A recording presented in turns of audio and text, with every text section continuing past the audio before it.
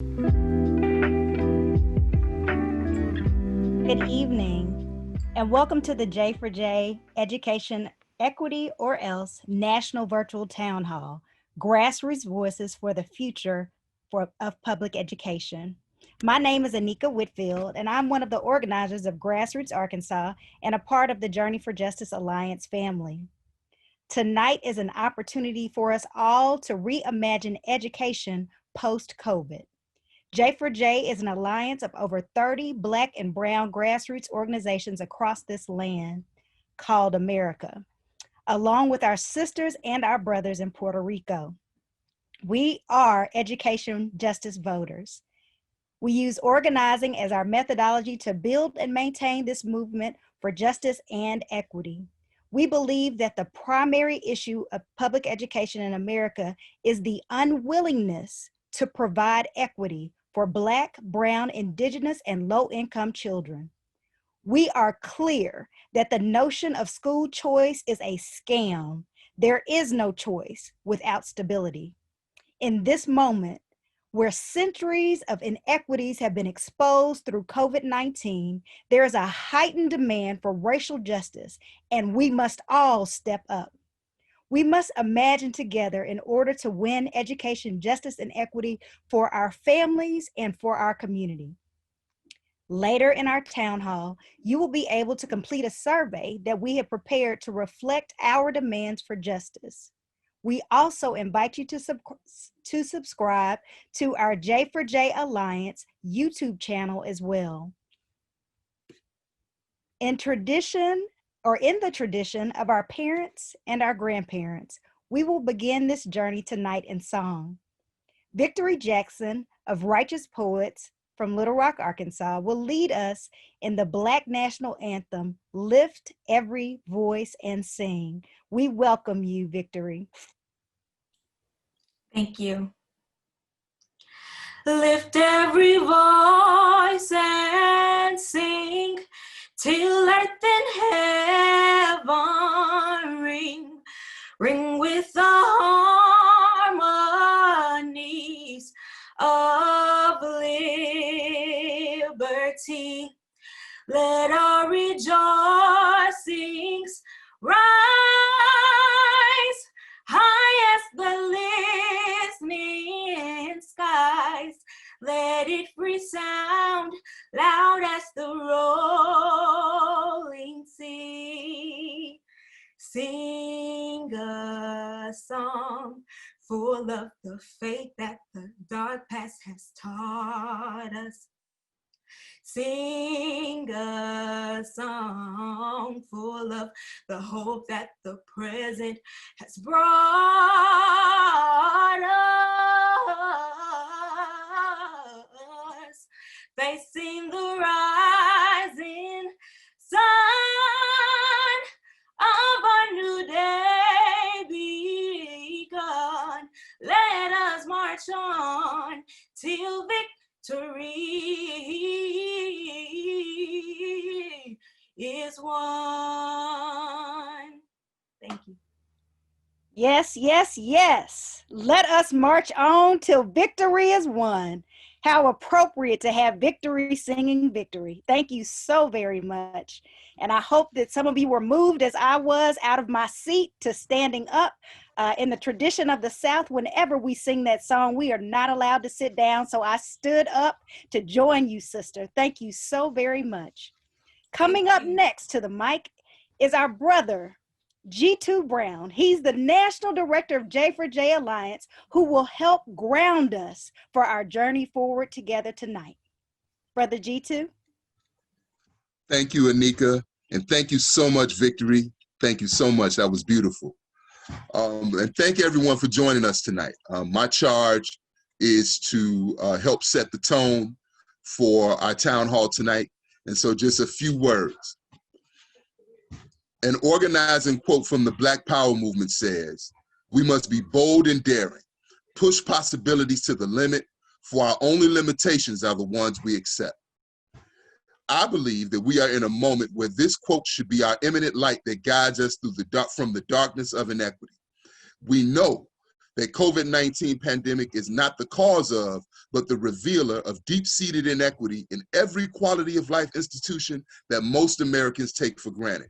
Healthcare, housing, employment, economic development, food production and delivery systems, and nowhere are those inequities more glaring than public education. Our members in over 36 cities across the United States, and I want to send a shout out to our family in Puerto Rico. I know that they're on. We have endured inexcusable inequities, being forced into distance learning. Many of our families are in households where the smartphone is the only technology. And thousands of children across the country have yet to receive computers and dependable internet access. We see racist zero tolerance policies inflicted on our children even now amid a global pandemic. We send love to our sister Grace in Michigan, arrested and jailed for not doing her online homework. But one thing is clear, education equity will not be realized post-COVID unless we organize to make it so. So the Journey for Justice Alliance, with the support of our family at the Alliance to Reclaim Our Schools, are launching this survey to gather the voices of thousands across the United States, people directly impacted, students, parents, community members, and educators from Black, Brown, and Indigenous communities to build an equity platform that we will publish as a report and present to the next administration. As organizers, we will speak power to power and do everything within us to make these recommendations reality. Amid trauma and disaster, there is always opportunity. Trust that someone else has a plan for your children. If you're a student, someone else has a plan for you. This system always uses disasters to move a political agenda. So why shouldn't we? In this town hall, or on this town hall, are people who have flipped school boards, won back the right to elect their school boards, stopped school closings, expanded sustainable community schools, stopped the suspension of kindergarten through third graders, and yes, removed police from schools. Now, what if we stopped working in silos and united around an equity agenda for public education? We can do this, but to win, we must be grounded in the principle called Kujichagulia, self-determination, to define, name, and speak for ourselves instead of being defined, named, and spoken for by others. We must remember that schools are community institutions. We must understand that community wisdom in partnership with academic expertise will lead to school improvement. It is good to know that thousands are listening tonight, and we will see you in the streets. Thank you so much. Thank you, Brother G2. I guess you all can hear and you know why he is our national director. Thank you so much for speaking from the heart.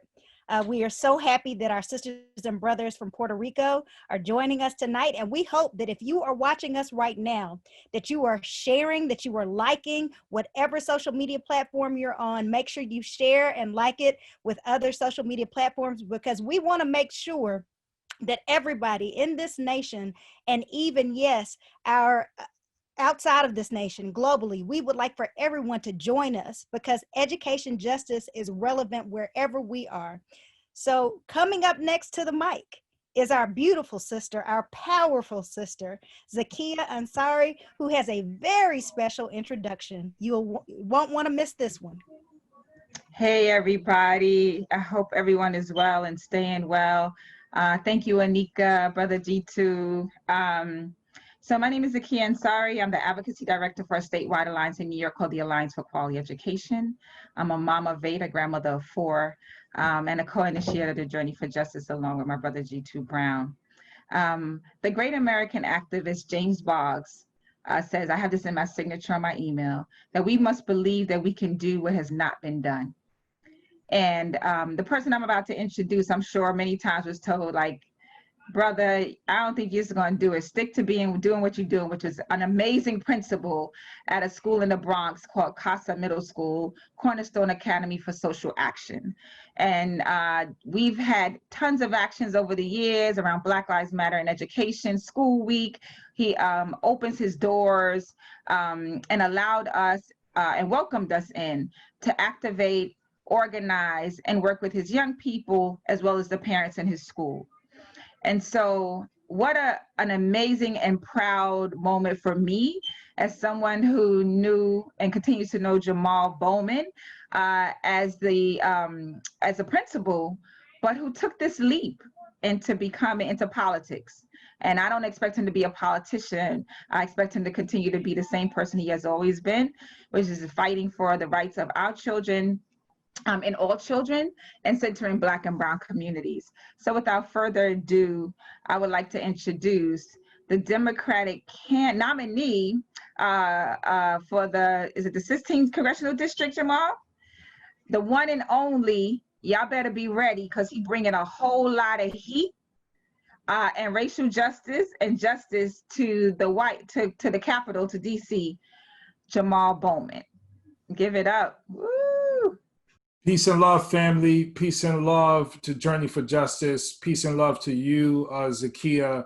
Thank you so much for being who you are and for everything you do and everything you represent for our communities, for our people, and for our children. I think I've told you this before, but I want to say it again publicly. I would not have thought about running for office if it wasn't for meeting you and connecting with you and building with you over the years, Zakia. So I want to thank you for your inspiration and your leadership that is nonstop and relentless. I gotta give a shout out to Brother Jitu Brown, and I wanna specifically go to the hunger strike that Jitu and many others were a part of many years ago. I said, if this brother and if these sisters can do a hunger strike, I could run for Congress, no problem. Congress should be light if they out there starving themselves for our children, because there's no way in hell I would have did a hunger strike. And Jitu's not a little dude. So for him to do a hunger strike, you know he really love our kids. So I said to myself, if they could do that, I could do this. And I'm so inspired by all of you. And as Zakia said, we took the leap. We took the leap of faith. And the reason why we took that leap of faith, quite simply, I was tired of our children suffering. I was tired of our family suffering. And I was tired of our children literally dying within a system that is literally killing them and oppressing them and ignoring them and marginalizing them. And I remember one of the last meetings I had with Zakia in my office with a particular elected official, and we were talking about equity for our kids and fighting for our kids, and Democrats had control of the state house, and we was ready to make bold change. And to watch this individual not have the fire in their belly and urgency for our kids was just enough for me. And I've been tired of sitting back and watching elected officials from afar give $750 billion to the military industrial complex, give so many billions to our local police departments. You give money everywhere else. You give money to institutions that cause death and despair and destruction all over the world, but you can't give money to our children, particularly our Black and brown children. So when we talk about equity, equity is everything. Equity is reparations. Equity is what deals with 401 years of neglect and terror and oppression and disenfranchisement and racism. Equity is what stops George Floyd from being murdered. Equity is what stops the suicide rate from growing amongst our young Black boys as young as 9 years old. Equity is what deals with issues of food insecurity, housing insecurity, lack of health care, and finally underfunded schools. We need to understand, and we know this on this call, but we need to be reminded that local property taxes drives how our schools are funded. And local property taxes, and that system was created by a system called redlining, which kept Black and brown people away from owning homes and having higher property taxes to have fully funded schools. So when we talk about equity, funding is a big part of it, but it's also it's also about a new vision for our schools. What do we need to do in our schools? And what do we need to do in our communities to tap into the unlimited potential of our children so that they can self-actualize and practice self-determination in our communities? So for me, it's a few very specific things. One, equitably funding our schools, fully funding our schools, particularly in the area of IDEA, which is a federal special education law that's never been funded at the rate it's supposed to be funded. That's number one. Number two, 25,000 new community schools across this country. And when we talk about community schools, here's what we mean. Schools can no longer work in isolation. Schools cannot do the job themselves. We have to center our children and families who are most vulnerable and surround them with care. So we have schools working with healthcare, working with parents, working with community-based organizations to meet the holistic needs of our kids and our babies who are most vulnerable. Number 3, early childhood education and universal childcare. From birth to age 3 with a specific focus there, the first 1,000 days of a child's life. Because if we continue to allow our babies to grow up in neglect and trauma, they will not enter kindergarten ready to thrive as they should. So we need to make sure we do right by our babies during those first 1,000 days of school so that they are ready to enter pre-K and kindergarten thriving. So we have to invest and focus on early childhood education and universal childcare. Our families are paying a mortgage bill to childcare. That's completely unacceptable. We are the wealthiest nation on earth. We should be able to provide universal childcare. Now I'll take you to post-secondary education. Public colleges need to be free, trade schools need to be free, and 2-year colleges need to be free, particularly in black and brown communities. This is what reparations looks like. We have been priced out of universities, even though many of our kids are graduating with excellent GPAs. So we need to make sure that post-secondary education is free and available to our children. Now let's talk about K-12 for a minute. We need our schools to be culturally responsive, restorative, and trauma-informed. What does culturally responsive mean? It means that Black and brown children need to learn about Black and brown history and culture. Because why? Black and brown people have created Western civilization. We built it. Western civilization began in Africa. They came to us to learn what they needed to do, took it back to Europe, and built Western civilization. Our kids need to know how we've contributed to human civilization over the course of history. When you learn that, you develop a sense of self and a sense of pride and a sense of self-determination so you can make transformative change in your communities. When we talk about restorative, we don't need cops in our schools.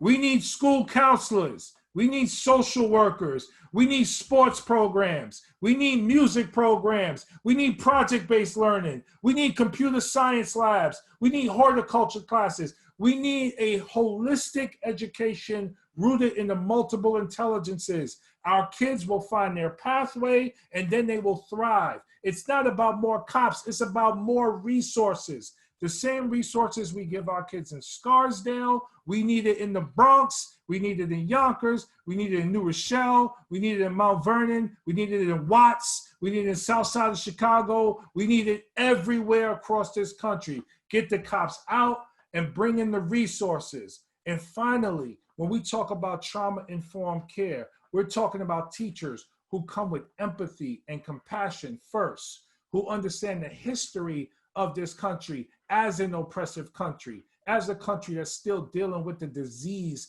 of racism and sexism and classism and homophobia and discrimination and Islamophobia and anti-Semitism, all the isms and the phobias that continue to keep us separate and apart and not tapping into our collective power. So trauma-informed is understanding that our kids come from a history of trauma that lives in their bones, lives in their community, lives in their ancestry, and we approach our kids from that perspective with empathy and compassion. When we create school environments like this, our kids thrive. This is research-based, and as Sakia said, I am a perfect example of someone who founded a school, rooted on these principles, right around the corner from the projects, and we were one of the most celebrated schools in New York City and New York State. And we had researchers coming from Japan, Israel, Canada, and Brazil to figure out what we were doing in our school with our kids. Because in the back of their mind,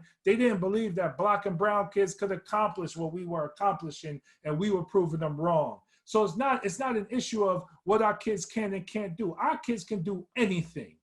And our kids come to school with the energy and the passion and the love to do whatever it is we expect them to do.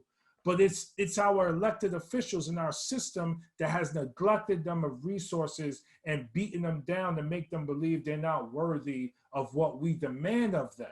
So this is when we say equity, this is what we're talking about. It begins with equity and it ends with equity. And I ran for Congress to fight for equity in education and equity in every aspect of our society. And I'm coming in at a moment where we're getting a white supremacist out, we're flipping the Senate, and Democrats will have control of the White House, the Senate, and the House of Representatives. But as we know, that is not enough, because we got to hold Democrats accountable too, because they've been aligning themselves with corporate interests and the wealthy elite for too long. So they have to be held accountable. Joe Biden has to be held accountable. My sister Kamala Harris has to be held accountable. And we have to invest in our children and our babies to make sure we're building an America that works for everyone. So it's my pleasure to address you all tonight. Peace and love to you all. Thank you, Journey for Justice, for everything you do. And I look forward to going to Washington with y'all so we can make things happen. Peace and love right back to you, Mr. Jamal Bowman, an excellent educator, a future congressman. We speak that into existence. Remember, we, the J4J Alliance, are education justice voters. So we need to get out to the polls. You hit so many education and equity sweet spots, particularly our long journey to win sustainable community schools throughout this nation. So we look forward to working with you, and we will hold you accountable as well. Coming up next to the mic, our J4J Education Equity Survey is about to roll out, and we've got two powerful people who will help us along this journey. Karan Blair is the Executive Director for Alliance to Reclaim Our Schools, and Sharon Smith, our Leadership Development Director for J4J Alliance. Hear ye both of them.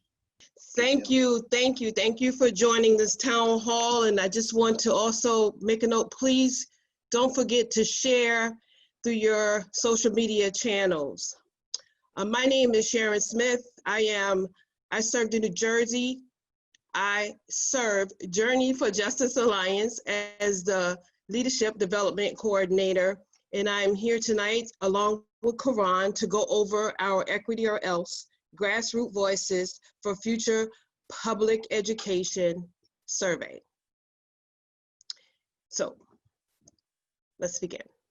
While there are several polls that have the United States ranked as high as 14th in education, when you remove poverty, America skyrockets to number 2. Education clearly works for the richest Americans. But what about the rest of us? What about the voices of parents and students that are Black, Indigenous, and people of color? What would you like to see in a post-COVID public education system? Strong resistance to United States education policy leading toward the privatization of schools have moved us to ask you, what is your vision for America's public schools? We are asking you to dream. Please take a minute to complete the survey. Thank you. Thank you so much, Ms. Sharon. Thank you, Journey for Justice, for having me again. My name is Karan Blair. I'm the National Director of the Alliance to Reclaim Our Schools. And I am trying to make the survey bigger so folks can see it. The survey links were dropped in the chat. So if you are, they were shared with you. So we're asking folks to go to that link and to complete the survey. We're going to walk you through. We have English and Spanish for those who are on.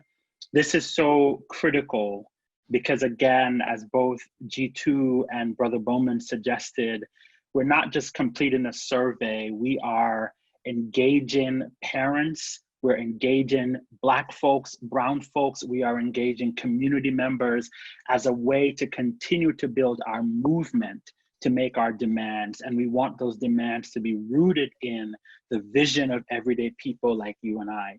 So here we go. The first question is, We want to know how to reach you. Again, a part of this is we are obviously building a movement. And so if you fill out the survey, we want to be able to interact with you. So go ahead and give us your email address, a valid email address, not the one you give to the spammers, but we want your email address. And then your zip code. Again, that helps us understand when we talk about political power and building a movement, we want to understand where people are. So often we skip over that really quickly, but that really helps us understand where our power is. We want to know who's filling out the survey. Again, we believe that education justice is racial justice, so we want to understand what are Black and brown folks thinking and what are folks imagining. And then the next question asks you to tell us the kind of school that your child or your children attend or will attend. There are a number of options. And if the one that you engage with is not on there, there's an option for other. So is it traditional public school? Is it charter? Is it K through 12 online classes? Is it private? Is it parochial? And then to echo what Ms. Sharon said,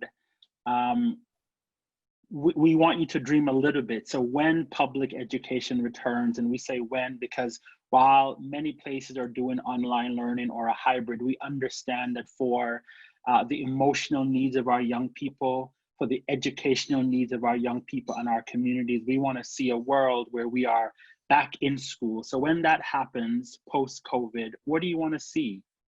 Well-resourced neighborhood schools or the expansion of charters and vouchers? So again, the link has been shared. We hope you're following with us and filling out the survey, and then I'll throw it back to Ms. Sharon to walk us through the other questions. Thank you, Karan. Number 6 is, which of the following do you value in education and feel is important to include in school? Check all that apply. Civics, career readiness, college readiness, decision-making and leadership, cultural inclusiveness and relevance in curriculum, social and emotional skills, or all of the above. Number 7, what do you believe allows for high quality teaching and learning? Check all that apply. Smaller class sizes, teacher diversity, quality and culturally responsive curriculum and professional development, higher pay for teachers, teachers' aid in every class, access to challenging courses, are all of the above. I'm passing it back over to you, Karan. Ms. Sharon, while we're doing this, the survey is making me think and imagine, and I'm going, what would happen if all of our young people in our communities had access to the kinds of things that we're talking about? The people should also know that you and I share recipe all the time. So if they want to know good food to cook, they should check out our Facebook. So again, continuing in this journey of imagining and talking about what folks want to see, which of the following would you support to create equitable access to programs and wraparound supports for every child? And we're asking you to check what apply: more school nurses, more school counselors. Shout out to the folks who've been leading the campaigns around counselors, more counselors, social workers, in-school health clinics, mental health supports, caseworkers for life issues, a broad range of courses and after-school activities based on student interest, technology and cultural clubs, or all of the above. Here's a big one for you. Do you support the call for police-free schools, more counselors, not cops? There is, and if you are alive, if you've been watching TV, if you've been following social media, there is a growing movement to remove police presence from schools while advancing preventative, evidence-based ways to keep our schools safe. Ms. Sharon, these days, too many folks confuse police presence with safety. And what That what is we've correct. heard from parents and young people is that is not often not the case. So again, we're asking you, where do you stand on that issue? And do you want to see things like restorative justice practices, more counselors, student leadership opportunities, smaller class sizes, parent community presence in schools? So yes or no on police-free schools, which for us means more resources for counselors and the kinds of things that make learning and safety really possible. Right. And we'll go to, do you support safe and transformative parent and community involvement in America's schools? Nationwide, parents and community members continue to work to be engaged in schools, level decision-making, and day-to-day school culture. So I know I have a lot to do around that, because I really believe that parents is the key to what is happening into the schools, and having them as an important part of the decision-making is key to making sure that our schools are changing. Absolutely. Yeah. And then the next question is principal leadership is essential to a school's success. Please choose the leadership qualities you believe are needed in America's schools. Right, so there's the take charge leader with a clear vision, unwilling to delegate or change course. The hands-off leader, setting a broad vision, then providing little to no direction. An instruction-focused leader who includes the voices of leadership team and stakeholders to meet student needs. So again, which do you think we need? And I want to echo, some of the question. If you are concerned at all, the answer seems so very clear, but so often we are told that the demands that we have are not the popular demands. So help us use this as an organizing tool to say, hey, this is what everyday people have said they wanted. So weigh in on that. Ms. Sharon? Right. And nationwide, parents and community members continue to work to be engaged in school level decision-making, day-to-day operations. What does transformative parent engagement or parent power looks like to you? Choose one or choose all. Nice. Right? Help many choices about school budgets, help select staff such as principals, teachers, counselors, and coaches, help evaluate staff such as principals, teachers, counselors, and coaches, shape and evaluate curriculum, shape and evaluate school climate and discipline policies, a big one, and actively engage in monitoring and supporting learning such as tutoring, walkthroughs, equity audits. Or you can select all of the above. Come on, dream with us, people. The next question, many states fund public schools through local property taxes, which guarantees inequity in public schools. Where should additional school funding come from to make the system more equitable? Check all that apply. Should we rely more on property taxes? Should we rely more on sales taxes? Should we rely more on income taxes? Rely more on state level wealth taxes? Rely more on state level taxing of new products or services like marijuana or financial transactions? While many schools continue to face funding shortages, the ultra wealthy and corporations in America pay little to no taxes. Do you support taxing the ultra wealthy and corporations more to help fund schools? Select one. I'm taking the survey too. I'm circling hard, Ms. Sharon. Okay. Since the passing of Brown v. Board, elected officials and school leaders have made decisions that consistently shortchange schools serving large numbers of Black and Brown students.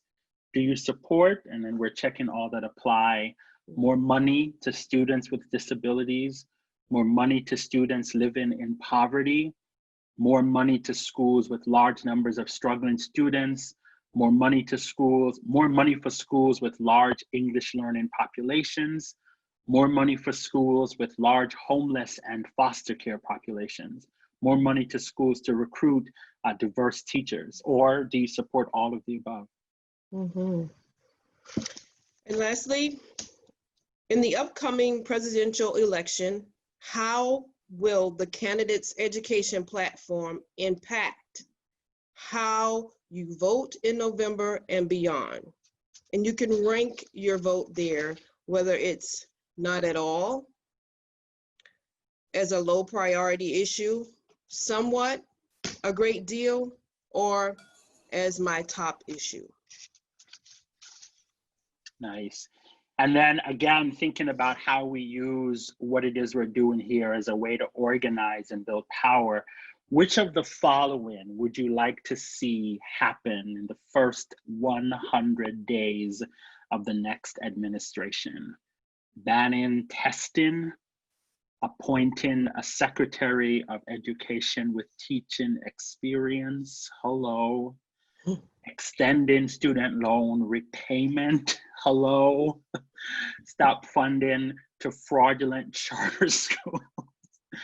Support, federal support and guidance for safe return, reversing civil rights guidance that harms kids of color and LGBTQ plus students. So again, as we think about the agenda for the first 100 days, I think I see Zakiya saying all of them. And this is lastly, what would you like to receive text messages and updates from Journey for Justice Alliance? My sister Nika is going to give you that information again, but let's just make sure that you are sharing this survey and sharing your information for social media. And thank you. Really appreciate you, Karan, and we appreciate you sharing for carefully walking us through the J4J Education Equity Survey. Now, everyone that's watching, we encourage you to imagine with us by taking the time to fill out the J4J Education Equity Survey and submitting it back to us as soon as possible. We invite you to subscribe to the J4J Alliance YouTube channel to stay connected and active on this journey together with us. We also ask that you share this national virtual town hall, Grassroots Voices for the Future of Public Education, with your friends and family on all of your social media platforms. This night has been exciting. It's been a wonderful journey. I hope that your imaginations are just growing and glowing, and you can't wait to take our survey and send it in. Next up to bat is our powerful sister. This queen's name is Rancha A. Dickerson. She is our national organizer for J4J Alliance, and she's going to give us some next steps. Come on with it, sister. All right. Thank you. Thank you, everyone. I am just excited about the energy that I feel here, and I hope that our viewing audience is enjoying themselves. Yes, my name is Rancha Dickerson. I am from Camden, New Jersey, and I'm a mother also. I'm a parent also, and I understand how important surveys are, how we feel that sometimes surveys can kind of lean us towards a direction, but we're praying through J4J. This survey gets us in a place where African-American or Black communities, Indigenous communities, and people of color are feeling like their voices are being uplifted. So I'm going to get into the ask, right? You know, we laid out a lot of things. Equity is resounding. We hear dream big. We hear do the survey. We hear language justice. We hear all these great things. Let's get into the ask. So for us, J4J, the status quo offers systems to force policies on Black and brown communities instead of working together. We are calling for a new day of community wisdom in partnership with academic expertise.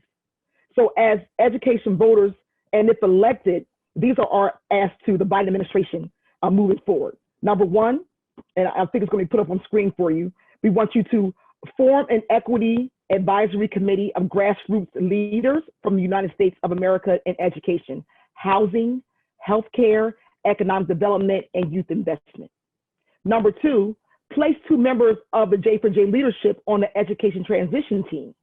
Zakia Ansari, who's with us right now, and Brother G2 Brown. They will be excellent representations of education justice. And fully fun, we'd ask for fully fun, and going back to what our brother Jamal Bowman said, 500 billion to be exact, for 25,000 sustainable community schools by 2025. Now, this is where we're looking at the direction we'd like to take the J4J Alliance. All of our national partners and allies walk with us and dream with us on a way to make this make sense for our communities, for the grassroots community to feel like someone hears my voice and someone's there to represent my best interest. And on the call right now, we are so excited to have Ms. Jean-Pierre on, Kamala Harris's Chief of Staff, and we know that she cannot commit to an answer on our ask, but we are very excited to have her on to be able to talk about the direction of education and the way we want to go. And prayerfully, we'll be able to stay up with her and connect with her post this town hall. But just excited to have someone take our time from a heavy campaign to be on with the National Journey for Justice Alliance. So Ms. Jean-Pierre, this is a layout for you, but I know you'll be able to connect the dots once your time to speak. So Anika, I'll pass it back to you. Thank you so much. Oh, thank you, Ransha. Fire just keeps on coming tonight. So you all, if you have not shared this, like this, please share it. Other people in your family and community need to be connected with this education justice journey, this survey. You need to get on board and imagine with us. Next up, we would ask that Corinne Jean-Pierre, who is the Chief of Staff for Kamala Harris, to come forward and just bless the mic. Okay, I'm so sorry that I can't hear you guys, but I see all your wonderful, beautiful faces. All right, I'm gonna start. Thank you so much for coming out today. Thank you for having me. So excited. It's great, like I said, to see all your faces. It gives me hope and joy and excitement, especially 19 days left. Look, I'm gonna start here. It's no secret that this pandemic has been devastating, right? It's like almost everyone knows a friend, family member, a neighbor who has battled this virus, and too many have lost that fight. Millions more are out of work. They are forced to wait in line at food banks and worry about whether they get evicted from their homes. And that is just where we are today as a country, and it's absolutely devastating. And while the virus itself doesn't discriminate, but Black and Brown Americans have been hit the hardest. And you know, our community, we're dying from COVID-19 at much, much higher rates. We're losing our jobs, having our hours slashed, and watching our small businesses go under at much higher rates. And more often than not, we're working the frontline jobs that are unseen, underpaid. While we're being called essential workers, many of people you love and know are being called essential workers, we're not being paid. Right? They are not being paid, and they are still unseen and underpaid.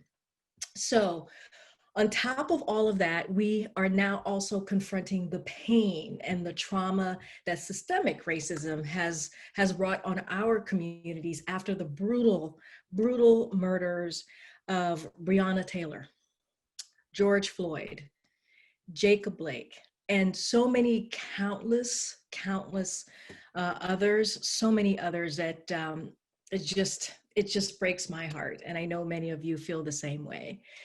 The last 6 months have been a painful reckoning for our nation, laying bare injustices as old as America itself. And but you know, in a movement when we need a leader to bring us together, what this president has decided to do, and what he continues to do, and what he's been doing for the last almost 4 years, is divide us. And he does it with hate. He does it with fear. Instead of seeking to heal old wounds, he's prying open new ones. And rather than be a president for all Americans, he served only himself and his pals on Park Avenue. He only cares about himself. You have to look like him in order to even get any notice from him. But if you look like me or look like us, he doesn't care. And it's very clear. And he's made that clear over and over and over again these last 4 years. And you know what? We deserve better. Our community deserves better than that. And that's what a Joe Biden and Kamala Harris ticket will deliver. And that's what we are all of us are working so hard for in the next 19 days and beyond, because it won't stop on November 3rd. We have to continue working past November 3rd. So Kamala and Joe, they won't just take us back to where we were before COVID-19 or before Trump's election even, because for too many Americans, the good old days weren't so good at all. So instead, they see this moment as an opportunity to build this country better than it's ever been before, because the moment is now, the time is now, the momentum is behind our backs. And so we have to take it to the next level. We have to do it better than it's ever been before. And some people would say it wasn't that great before. So we have to force and push and keep the work moving forward to do it better than it ever was before. They know, Joe and Kamala know, that means placing racial equity at the center of our economic recovery. And that starts with our students, because no child's future should be determined by their zip code, their income, or their race.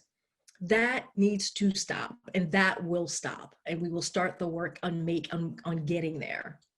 Achieving equity in education is a key plank in our Build Back Better plan, because that's the most surefire way to create a strong economy in the long run. And that's what we have to work towards.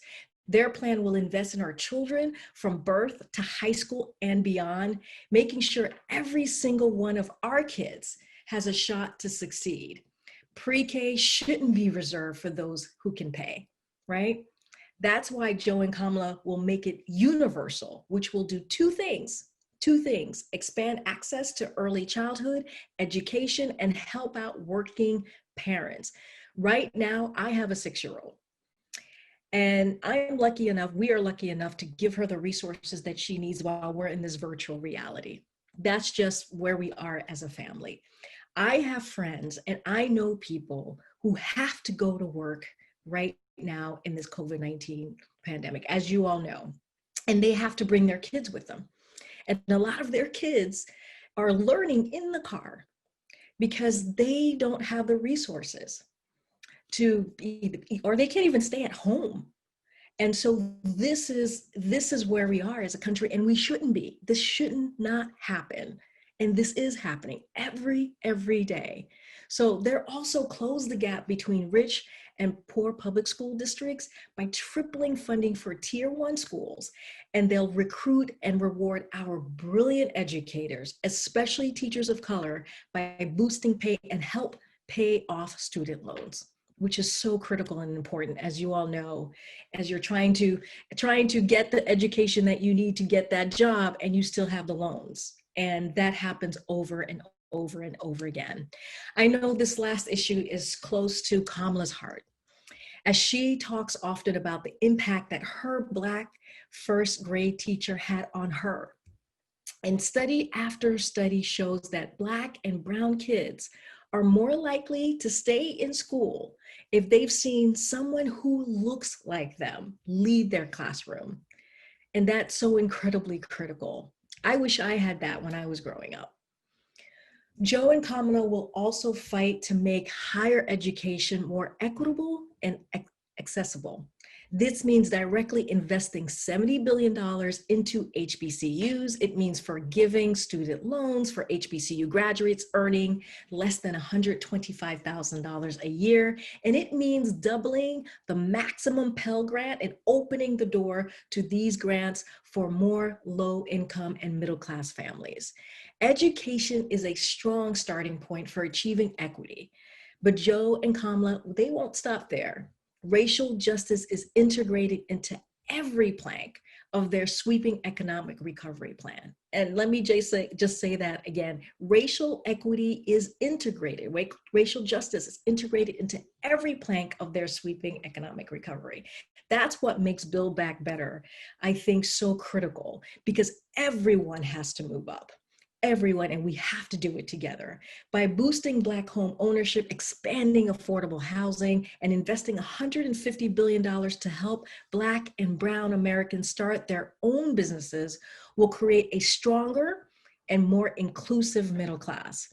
Rebuilding and reinvesting our economy like this is no doubt an enormous task. But the fight for full equity has been the fight of Joe and Kamala's lives. After all, the civil rights movement is what inspired Joe's first run for office, and watching people march in the streets for justice as a child, which I'm sure you've seen that photo of Kamala in the stroller as a kid, is what drew Kamala to a career in public service, because her parents were part of the civil rights movement. So that's how I know they'll fight until every American has the strong foundation they need to succeed in this country. And it's why I'm so grateful for your support of this campaign, because Joe always says this is more than an election. And I say this, and Kamala actually says this as well, this is the most consequential election of our lifetime. And that is not hyperbole. That is just truth, because on the line is our lives. That's what's on the ballot. Our children's lives. That's what's on the ballot. Justice. That's what's on the ballot. Democracy. Saving our democracy. That's what's on the ballot. Everything is on the ballot in just 19 days, and people are voting right now. And so this is what we are fighting for, a fight that you all have been part of for so long. We are here for you. We are part of this fight. And together, for our children and for their children, we will win. And here's the thing, we must win. We cannot have 4 more years of Donald Trump. That is not in the cards. It should not be in the cards, because that is incredibly too dangerous and too scary to think of. So I'm in this fight because I'm doing this for my daughter and all of her friends and all of her peers and the future. I am exactly where I need to be, and I know you all are exactly where you need to be, and we are going to win in November because we have you, all of you, by our sides, and we have the wind behind our backs. So thank you for bringing this event together today and for the work that you do every day. I am so honored. Thank you for having me. I'm so sorry that I can't hear all of you, but I see your beautiful faces, and I just can't be thankful enough. And so thanks for having me, and we'll celebrate in 19 days. We thank you as well. We appreciate you for coming on. I know you can't hear us, but thank you so very much. One of the things that I did observe was during this town hall, especially when Corinne was just speaking, we did not see any flies come in the room. And so I just wanted to bring that out. I didn't see them land anywhere. Ms. Jean-Pierre cannot make commitments tonight. What we're asking for is, we just want to let them know, the Biden campaign know what the Journey for Justice Alliance, when our members in over 36 cities, what we like to see. And when we talk about the education transition team, we also believe that there should be 2 students, that there should be 2 students on the education transition team, because the voices of young people, as they're directly impacted, should also be included. Next on our agenda is really for you to call us to action, Sister Rancha. And so if you'd like to do that. So we've been in a space where we've opened up with some beautiful energy. We've had a song by the beautiful Victory. Brother G2 laid out where we're going. We had Brother Jamal Bowman hit us with the equity and what it means and what it does not mean. Then we got into his conversation with Sharon and Tehran. I kind of loved it, kind of like a game show. It was back and forth, like, hey, what do you think? Hey, what do you think? I love that energy. And I'm not going to ignore my sister Zakiya, who brought the fire to bring Jamal Bowman on, to make sure that we understand that parents are making these amazing decisions to inspire people to get into office and do things to change our communities, right? But as a town hall is designed in our community, so we were in a community setting right now and we weren't practicing social distancing and having this virtual town hall, we would have the chart paper up with the call to action on there, telling everybody, number 1, call to action. Number 2, call to action. Pull out your phone right now and do this right now. So in that spirit, we want to let you know that our plan for J is to gather the voices of thousands of Black and brown parents around the country. We will produce a report in partnership with Data for Black Lives. I just want to love on them for a second for being people who collect data, not to weaponize Black people, but to inspire and deliver Black people in a beautiful way. Data for Black Lives, if you don't know who they are, look them up. Data for Black Lives, they're amazing, amazing organization doing some amazing things to bring Black data in front of us.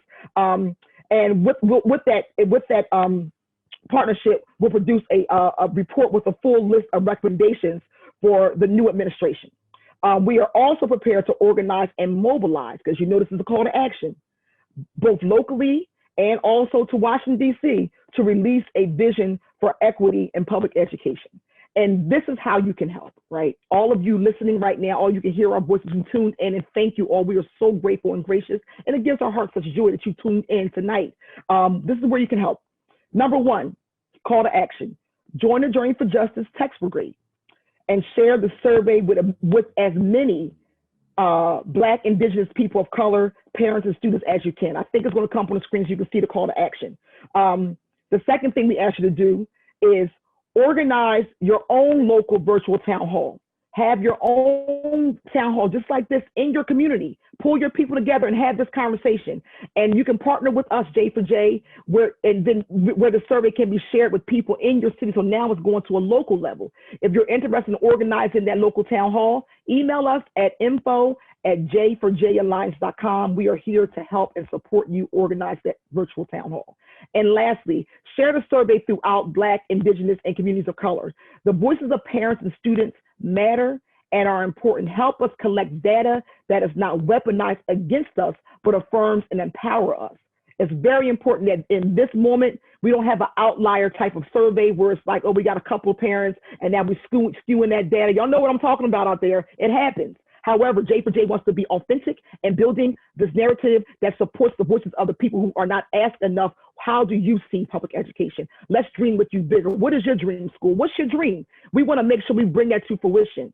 So if you all can just do this call to action with us, you have access to us on our website, www.j4jalliance.com, and we are here to help. Thank you all for tuning in. Anika, I'll pass it back to you. Thank you so much.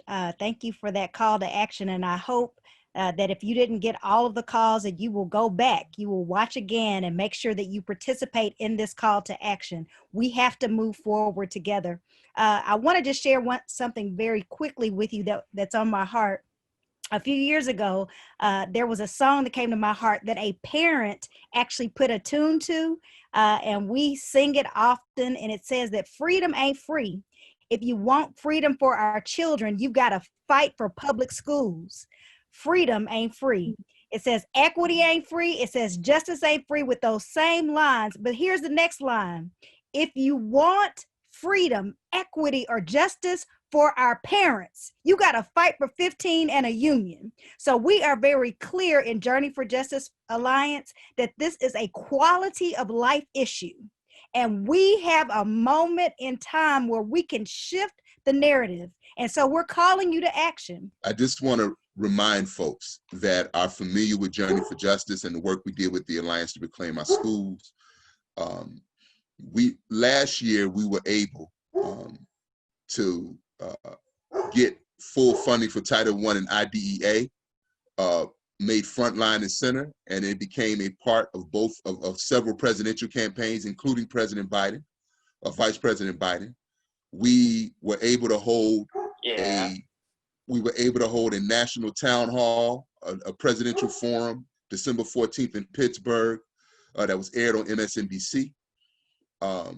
We were able to influence the education platform of former candidates Elizabeth Warren and Bernie Sanders. And so and we talked earlier about what many of our members have accomplished across the country. So when people see the things that we have up in regards to demands, don't fall into the notion of what we cannot do. Because what we try to be is J for J. We try to create those spaces where those particular type of shackles that stop us from reaching for what other people say are impossible are removed. We believe very firmly that in our lifetime, we can bring equity to public education.